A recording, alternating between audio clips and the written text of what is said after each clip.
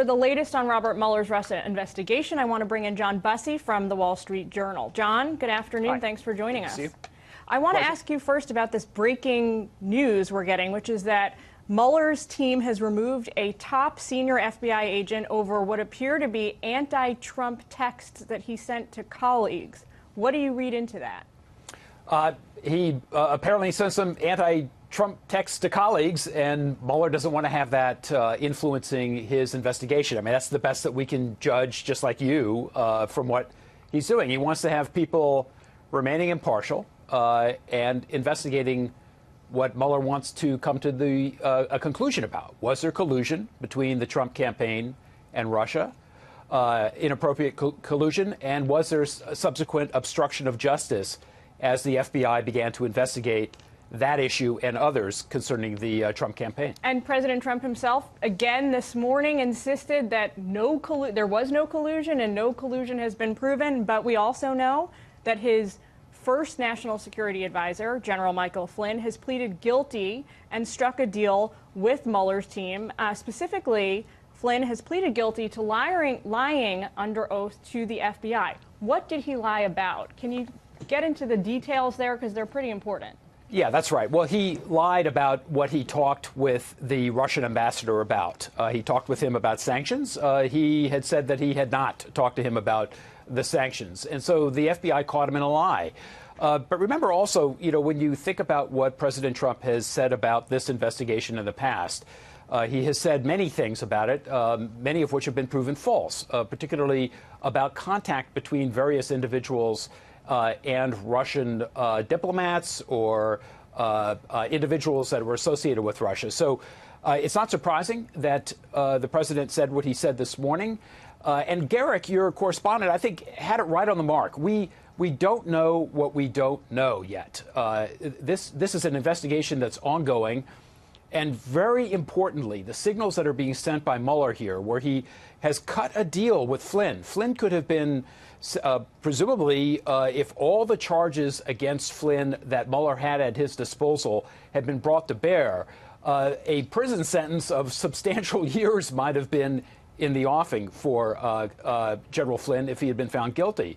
But instead, a much lighter possible sentence has been presented him, and only one charge was brought against him, which he pled guilty to, which means that a deal was struck, and Mueller must feel that he's going to get something as a result of that deal being struck. We just don't know what it is yet. Okay, and the White House also, with their official response that came yesterday from Ty Cobb, said, we can pull that up on the screen here so viewers can see it. Ty Cobb said, this plea does not implicate anyone other than Flynn himself, essentially saying the buck stops there. But at the same time, we're also hearing that Jared Kushner is tied into the guilty plea from Flynn because he was somebody that instructed him to reach out to the Israelis during the transition. So is that fair of the White House to say there is nothing in this that implicates anyone other than General Flynn, or are they right?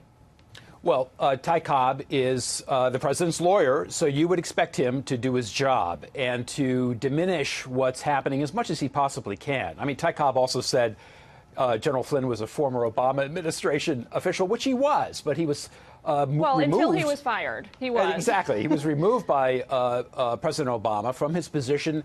And President Trump was warned by the Obama administration about General Flynn and encouraged not to give him a senior post. So Ty Cobb is doing what he's hired to do, and he's being a lawyer for the president. It appears, and we are reporting on WSJ.com, that Jared Kushner was one of the campaign officials with whom General Flynn discussed his conversations with the Russian ambassador.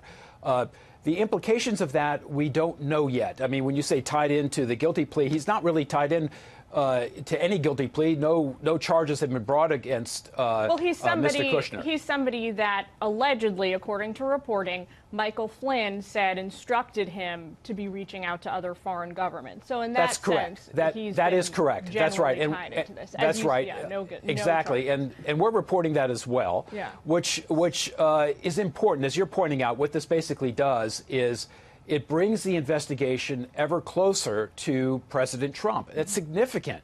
if his son-in-law was somebody who was in these discussions with General Flynn. So, John, we've got to leave it there, unfortunately. The White House has been insisting up until recently that this is all wrapping up very soon. The signs we're seeing this week, safe to say, we're now maybe not heading in that direction as rapidly as we once were, unfortunately. Thank you so much for your time this afternoon.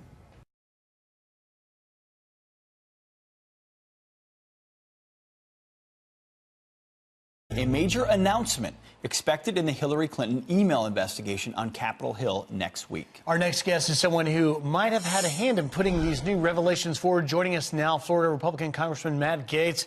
First, Congressman, belated Happy Thanksgiving.